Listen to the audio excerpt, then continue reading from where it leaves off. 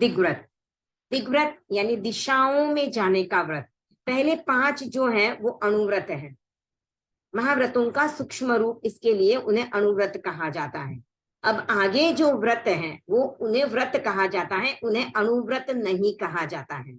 अब जब भी बोले या किसी को बताएं, आप ध्यान रखिए 6 से लेकर 12 तक यथा संविभाग तक व्रत है, उनके आगे अणुव्रत नहीं लगता है। तो ये छठा है दिशाव्रत। अब दिशाव्रत, उपभोग परिभोग परिमाण व्रत और अनर्थ दंड विरमण व्रत, ये जो 3 व्रत है इनको गुण व्रत कहा जाता है। इच्छा परिमाण व्रत को ही अच्छे से निभाने के लिए या उसको संयम से आगे बढ़ने के लिए, इच्छाओं का परिमाण करने के लिए, ये तीनों ही गुण व्रत जो हैं वो हेल्पफुल रहते हैं। अब देखो कि आप कभी बाहर गए हो, टेंट बांधा हो, कहीं देखा हो टेंट बांधा हुआ, तो टेंट बांधते हैं, उस पर कपड़ा लगाते हैं और उसके चारों साइड में खिले लगाते हैं, कभी 4 लगाते हैं, कभी 3 लगाते हैं। तो हमारा ये जो इच्छा परिमाण व्रत है, ये अणुव्रत जो है वो टेंट है, और ये 3 गुण व्रत जो है उसकी खीले हैं, कीले, जो खिल्ले लगाए जाते हैं वो कील हैं। तो ये इन 3 कीलों के ऊपर हमारे इच्छा परिमाण व्रत टिका रहता है, क्योंकि दिशाओं में बाहर जाने से, उपभोग परिभोग परिमाण व्रत करने से, उपभोग परिभोग करने से और अनर्थ दंड का आचरण करने से ही हमारी इच्छाएं और आगे बढ़ेंगी। तो अगर हम इन तीनों पे कंट्रोल कर लेंगे तो हमारी इच्छाएं और कंट्रोल में आ जाएगी। अब दिग्व्रत, हम यहाँ पे ही रहते तो दिशाओं में जाने की बात क्यों की, दिग्व्रत को क्यों लिया गया? तो हमारे जो कार्य हैं या हम जो त्याग लेते हैं, 12 व्रत लेते हैं, वह हम लेते हैं आरंभजा हिंसा के। संकल्पजा हिंसा का तो हम त्याग कर लेते हैं। आरंभजा यानी जीवन चलाने के लिए जो आवश्यक हिंसा है उसके आगार हम रखते हैं कि मैं इतने घर रखूंगी, इतने मकान रखूंगी, पर अब इतने घर इतने मकान में कहाँ रखूंगी वो थोड़ी डिफाइन हुआ है। तो वो डिफाइन करने के लिए दिशाव्रत लिया जाता है कि मैं कितने एरिया तक घर बनाऊंगी, सिर्फ इंडिया में बनाऊंगी, इंडिया के बाहर बनाऊंगी, इंडिया में भी सिर्फ महाराष्ट्र में बनाऊंगी, सिर्फ राजस्थान में बनाऊंगी, सिर्फ कर्नाटक में बनाऊंगी। तो ऐसे भी आप लिमिट कर सकते हो कि मेरे जो घर होंगे, मेरे जो खेत होंगे वो यहाँ यहाँ ही होंगे या इस पर्टिकुलर एरिया में ही होंगे। क्योंकि इस पर्टिकुलर एरिया में आप नहीं रखते हो तो बाकी के जो एरियाज में जो हो रहा है उसका त्याग भी आपको लगता है। बहुत सूक्ष्म विवेचन है, जितना आप डीप में जाओगे उतना आपको लगेगा बाप रे कितना सारा है, मैंने तो आज तक ऐसा कुछ किया ही नहीं, मैंने तो इस तरफ ध्यान दिया ही नहीं। ठीक है, हमारे मन में कभी इस तरह की भावना भी नहीं आती कि हम वहां जाके ऐसा कुछ करेंगे, पर नहीं आ रही है भावना तो वह अकाम निर्जरा हमारे हो रही है। अगर हम त्याग कर लेते हैं तो हमारी निर्जरा सकाम हो जाती है, क्योंकि हम आत्मशुद्धि के लक्ष्य से, मोक्ष के उद्देश्य से कुछ त्याग कर रहे हैं। तो हमें सकाम निर्जरा की ओर बढ़ना है, जितना जितना हो सके हमारा पुरुषार्थ हमको करना है, जितनी बातें हमको समझ में आती हैं उतना हमको करना है। छठे व्रत का उच्चारण हम देखते हैं। छठा दिग्व्रत, छठम दिशिव्ययम। दिशाव्रत छठा, दिशाओं का करूं परिमाण में, ऊर्ध्व तिर्यक दिक अधो दिक का रखूंगी ध्यान में, किया सीमांकन उसी का कर अतिक्रम काय से, 5 आश्रव निषेवन का त्याग अपनी राय से, एक करण अरु 3 योगों का स्मरण प्रतिदिन रहे, जिंदगी भर दिशा व्रत परिमाण की धारा बहे। दिशा व्रत जो है वो छठा व्रत है, इसका हमें परिमाण करना है। अब दिशाएं कितनी होती हैं? ऊर्ध्व, अधो और तिर्यक, 3 दिशाओं का नाम यहाँ पे लिया गया। ऊर्ध्व, अधो और तिर्यक में 4 दिशाएं आती है, पूर्व पश्चिम उत्तर दक्षिण। इसमें ही north east, north west, south west भी आ जाती है, जिन्हें हम हिंदी में कहते हैं ईशान्य, आग्नेय, वायव्य और नैऋत्य। ये समझ में नहीं आता आजकल, तो सब लोगों को सिंपल समझ में आता है north east, north west, south waste. तो ये 4 दिशाओं के बीच में विदिशा होती है, सब पार्ट्स होती है, सब डायरेक्शंस होती है। पर ऐसे देखें तो मुख्य 6 दिशाएं होती हैं, ऊर्ध्व, अधो और चारों जो तिर्यक दिशाएं हैं। तो दिशाव्रत में हम करते हैं ऊर्ध्व में कितना जाएंगे, अधो में कितना जाएंगे और चारों दिशाओं में कितना जाएंगे। तो चारों दिशाओं में आप रेगुलर जहां पे रहते हो, जैसे मैं मेरे घर में रहती हूँ, तो घर से लेकर मैं काउंट करती हूँ कि 1 किलोमीटर, 2 किलोमीटर, 5 किलोमीटर, आपको जितना रखना है आप रख सकते हो। अब जब आप 12 व्रत लेते हो तब आप लिमिट जो करते हो आपको बड़ी लिमिट करनी है। जैसे यहां से मैं अमेरिका तक जा सकती हूँ, तो अमेरिका 35,000 किलोमीटर पे है, तो मैं 35,000 किलोमीटर चारों तरफ की दिशाओं में आगार रख लेती हूँ। ठीक है, तो मैं कहीं पर भी घूम सकती हूँ पूरे वर्ल्ड में, मुझे कहीं पर भी कोई नहीं लग रहा है। लेकिन 35,000 किलोमीटर के बाहर भी है संसार, ठीक है ना, लोग इसके बाहर भी है। तो 35,000 किलोमीटर के बाहर जो भी दोष हिंसा हो रही है या जो भी गलत कार्य हो रहे हैं उनका दोष मुझे नहीं लग रहा है। अब समझिए, मैंने ले लिया है 35,000 किलोमीटर का त्याग, पर मेरे को दिख रहा है कि मैं 1 महीने तक तो महाराष्ट्र के बाहर क्या मुंबई के बाहर भी नहीं जाने वाली हूँ, मुंबई मुंबई में ही घूमने वाली हूँ। तो मैं मुंबई का लिमिट कर लिया 1 महीने तक का। उसमें भी आपके आगार होता है, कारणवश परिस्थितिवश किसी की डेथ हो जाए, बीमारी आ जाए और जाना पड़े, इलाज के लिए जाना पड़ जाए, तो उसके आगार है। तो वो आधार रख के आप त्याग करते हो। तो इन केस किसी की डेथ हो जाए, आपको राजस्थान जाना पड़ गया, मुंबई के बाहर जाने का त्याग लिया था, राजस्थान जाना पड़ गया, आप जा सकते हो। ठीक है, आपको खुद को ऐसी कुछ डिसीज हो जाए, कुछ बीमारी हो जाए, आपको साउथ में इलाज के लिए जाना पड़ गया, तो आप जा सकते हो। आपको फॉरेन जाना पड़ गया तो भी आप जा सकते हो। तो विशेष परिस्थिति वश में बीमारी, किसी और की डेथ, हमारे नियर नियर डियर किसी की डेथ, या मेरे कुछ हो जाए, फैमिली में किसी के कुछ हो जाए, तो वो जाने का आधार होता है, तो हमारे त्याग भंग नहीं होते हैं। अब ऊर्ध्व और डेली के लिए आप लिमिट कर सकते हो। अब देखो, आज मैं कहाँ जाने वाली हूँ, कहीं भी जाने का काम नहीं पड़ने वाला है, घर के बाहर भी नहीं निकलूंगी, शायद लेडीज लोग की तो ज्यादातर पूरी लाइफ घर के अंदर ही बीत जाती है, बाहर आना जाना बहुत कम ही होता है। और जो वर्किंग होती है उनकी लाइफ भी घर से ऑफिस, ऑफिस से घर इतनी ही रहती है, या शॉप से घर इतनी ही होती है। तो ये भी आप लिमिट कर सकते हो। अब ऊर्ध्व और अधो दिशाओं को हमें समझना है। ऊर्ध्व में प्लेन से जाने की बात आती है, तो प्लेन जहां तक जाता है उतनी दिशा हमको, उतना हमें आगार रखना है, उसके ऊपर का त्याग होता है। अधो में जहां तक हम जा सकते हैं 2 किलोमीटर, उससे नीचे हम लोग नहीं जा सकते, तो 2 किलोमीटर रख लिया, उसके बाद आकार, उसके बाद के हमें त्याग होते हैं। अब ऊर्ध्व और अधो में, जैसे आप माउंटेन माउंटेन में ट्रेकिंग करने जाते हैं, आजकल लोग पर्वतों पे चढ़ते हैं, तो ये भी ऊर्ध्व दिशा के अंतर्गत आता है। हम जो अंडर ब्रिज जाते हैं या फिर मेट्रो चलती है अंडरग्राउंड, तो ये भी अधो दिशा के अंतर्गत आता है। तो जिस दिन आपका मेट्रो में जाने का काम पड़ने वाला हो, तो आप अधो का लिमिट भी उस तरह से रख लीजिए। जैसे आप अगर टॉप फ्लोर पे रहते हो, 17वें माले पे रहते हो, तो उस 17वें माले से आप नीचे उतरते हो, वापस चढ़ते हो, तो नीचे उतरना अधो दिशा में आता है और ऊपर चढ़ना वापस दिशा में जाता है। बोलिए। हेलो। हाँ बोलिए बोलिए। खुसरो जय जिनेन्द्र आओ। क्यों? हाँ, तो ये ऊर्ध्व और अधो दिशाओं का परिमाण 12 व्रत के अंतर्गत किया जाता है। अब उसके बाद 5 आश्रव, उसके बाद थर्ड लाइन है किया सीमांकन। तो हमने लिमिट तो कर लिया, पर उसका अगर अतिक्रम मैंने कर लिया, कैसे अतिक्रम कर सकती हूँ, जैसे मैंने रख लिया 1 किलोमीटर के बाहर मैं नहीं जाऊंगी। अब एक बात और समझिए, मैंने रख लिया कि 1 किलोमीटर के बाहर मुझे नहीं जाना है, तो 1 किलोमीटर तक आना जाना मैं कितना भी कर सकती हूँ।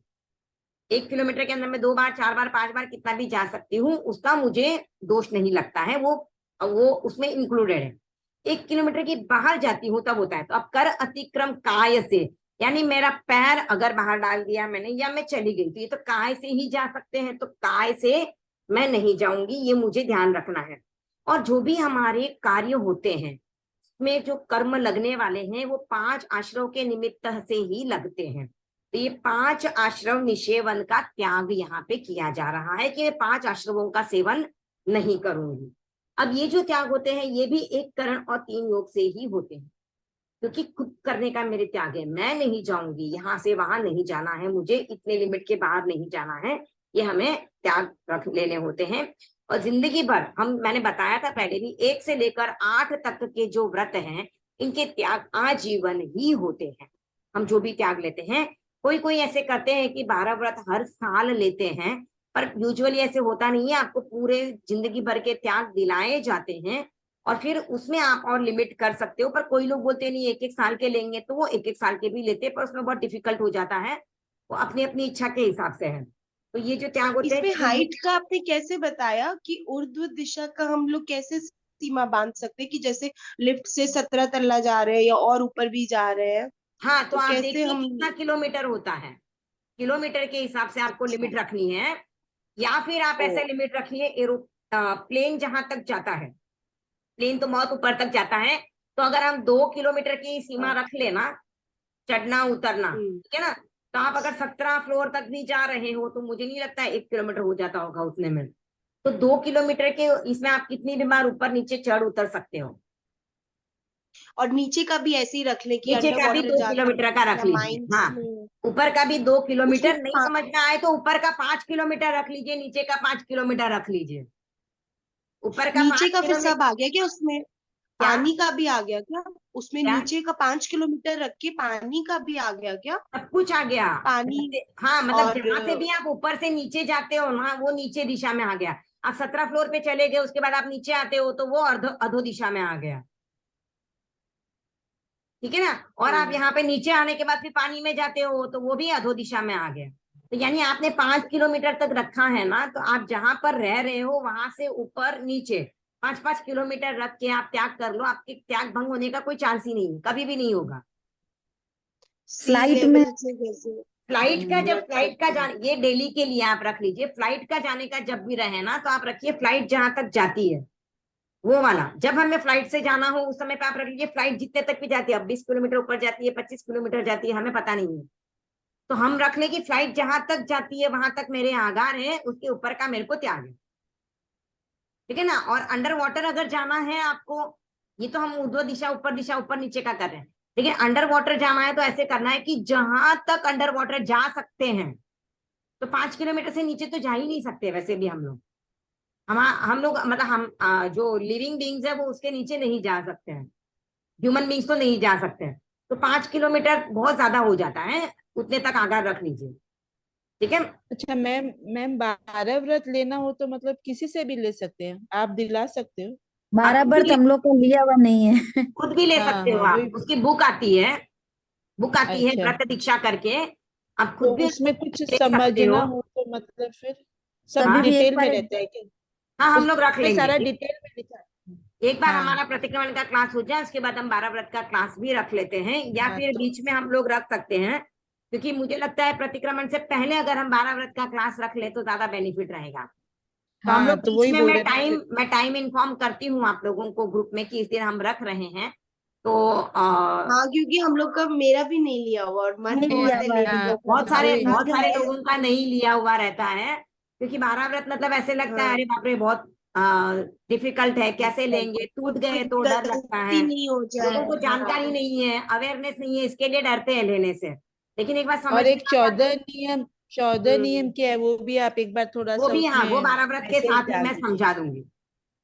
ओके। एक्चुअली क्या है ना, 12 व्रत की क्लास का भी हाँ, ताकि जो वो मतलब कम डेली से कम लेने वाले डेली। 12 व्रत की क्लास के भी कम से कम 5-6 क्लास निकल जाती है, से ज्यादा भी हो जाती है, समझाने जाते हैं, क्रॉस क्वेश्चन आते हैं, बताते बताते और कोई चीजें याद आ जाती हैं, तो उसकी और भी खुद छह हम लोग सात अच्छे क्लास से हो जाती समझेंगे है। तो हम्म, हम लोग खुद अच्छे से समझेंगे तो घर में किसी को और बोल सकते हैं ना, वही हाँ, बात है। वही वही उद्देश्य वही रहता है, हम समझे और दूसरों को समझाए तो ही हमारा कुछ किया हुआ काम का है। और हम जो मैं बोलूँ ना, हमारे लेडीज का तो यही उद्देश्य रहता है मोस्टली, कि मैं कुछ अच्छी चीज समझी हूँ तो मैं औरों को समझाऊं। सबसे पहले तो हमारा उद्देश्य रहता है कि हम अपने परिवार वालों को बताएं, तो हाँ परिवार वालों को भावना तो बताने के यही बाद रहती सोचती है है कि पर दूसरों को भी समझा बताएं, नहीं पाते मुझे हैं। कुछ। भावना तो हम यही तो रहती है बारह बताते पर हैं, व्रत दूसरे समझा में को नहीं बताए। पाते हैं। और वही होनी 12 चाहिए। व्रत में जो आठ आठ व्रत है, प्रथम 8 व्रत है, उन्हीं का ही त्याग रहता है ना बस? नहीं, बाकी 12 का भी व्रत रहता में ही है, पर प्रथम जैसे 8 का। सामायिक है, रोज करनी होती है। औसत साल में एक बार जो है उपवास के साथ 24 उपवास के साथ करना होता है, तो इनका बार बार अभ्यास किया जाता है।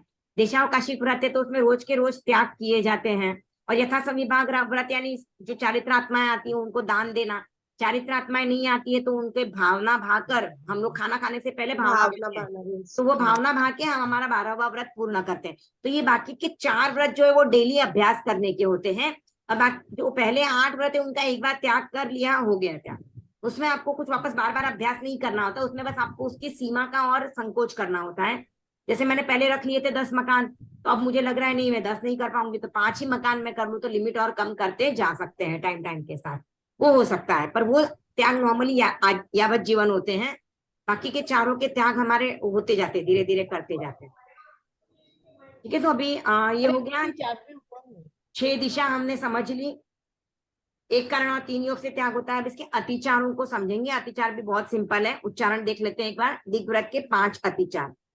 कर अतिक्रम ऊर्ध्व दिक परिमाण अगर बढ़ा दिया, अधोदिक तिर्यक दिशा में गमन सीमाधिक किया, घटा कर सीमा कहीं पर क्षेत्र में अभिवृद्धि की, विस्मरण वश बढ़ा सीमा निज प्रयोजन सिद्धि की।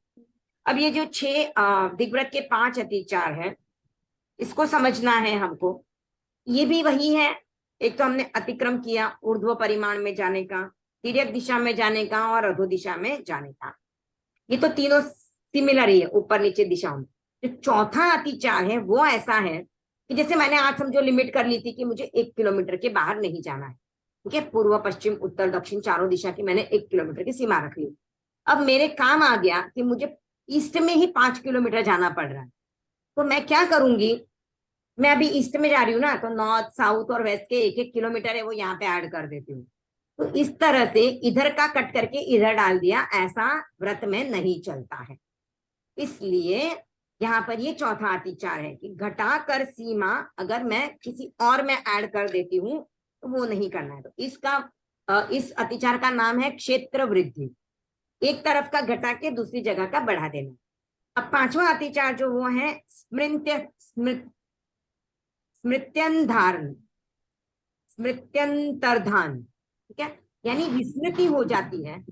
आज मैंने त्याग लिए थे, तो मैंने 1 किलोमीटर लिया था या 2 किलोमीटर लिया था, मुझे याद नहीं रहा। शायद मैंने 2 किलोमीटर का ही लिया था। ऐसे सोच के मैं 2 किलोमीटर चली जाती हूँ, जबकि मैंने त्याग लिया था 1 किलोमीटर। तो अगर ऐसे मुझे कभी डाउट हो तो मुझे क्या करना चाहिए, तो मिनिमम वो याद रखना है कि मैंने 1 किलोमीटर का ही लेती थी, तो हमेशा 1 किलोमीटर का ही हो सकता है। तो मैं 2 किलोमीटर सोच के बाहर नहीं जाऊं। अगर मैं भूल से बाहर चली भी गई तो वो भी मुझे दोष लगा, क्योंकि मेरे त्याग 1 किलोमीटर के थे, अब मुझे याद नहीं है इस वजह से मैं चली गई, तो भी दोष तो लगना ही है। जैसे मैंने बताया था, विष लिया है, मुझे पता नहीं था विष है, लेकिन विष अपना काम जरूर करेगा। तो अगर मैंने त्याग लिए थे 1 किलोमीटर तक के और मैं 2 किलोमीटर तक चली जाती हूँ तो दोष लगना ही है।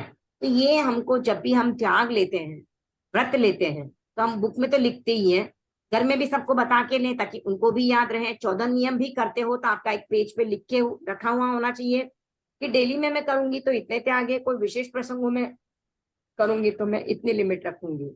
तो ये भी आप करके रखते हो तो इजी हो जाता है, वो पेपर देखा आपको याद रह जाता है। तो हम उसका भी एक शॉर्ट रूट करके रख सकते हैं। जो त्याग किए हैं उनको कहीं पर नोट डाउन करके रख सकते हैं। कोई त्याग हमने आजीवन लिए होते हैं, उनको भी लिख के रख सकते हैं। कोई त्याग हम साल के लेते हैं, कोई त्याग 1 महीने के लेते हैं, तो वो एक डायरी बना के रखिए, उसमें नोट डाउन करते जाइए मैंने कितनी तारीख को ये त्याग लिए थे। तो आपको भूल आ गई तो भी डायरी में देख के आप याद रख सकते हो। अब कोई ये मत बोलना कि डायरी कहाँ है, वो भूल गए। तो ये भी हो सकता है, पर डायरी की एक ही जगह रखिएगा कि वो डायरी हमेशा वहीं पे रहेगी, तो भूलने की कोई गुंजाइश रहेगी नहीं।